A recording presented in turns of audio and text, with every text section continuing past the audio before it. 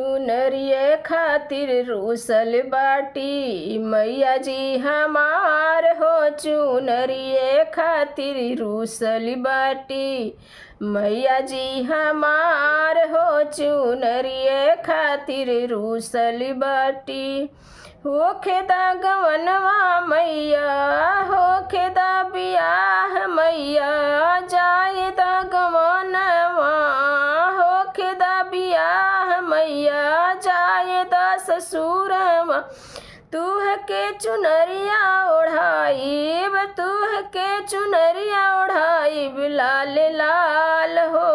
नथिया खातिर रूसल बाटी मैया जी हमार हो। चुनथिया खातिर रूसल बाटी होखे दा गवनवा पिया के जाए दा विदेशवा होखे दा गवनवा पिया के जाए दा विदेशवा।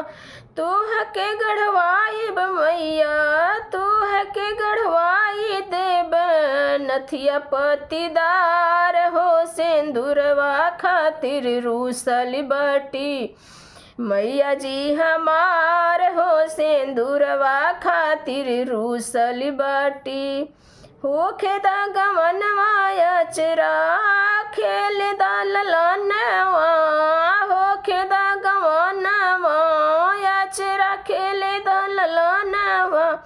तूह के पहिराई देब तूह के पहिराई देई मंगिया सिंदूर चटकार हो। पायलिया खातिर रूसल बाटी मैया जी हमार हो। सिंदूरा खातिर रूसल बाटी मैया जी हमार हो। पायलिया खातिर रूसल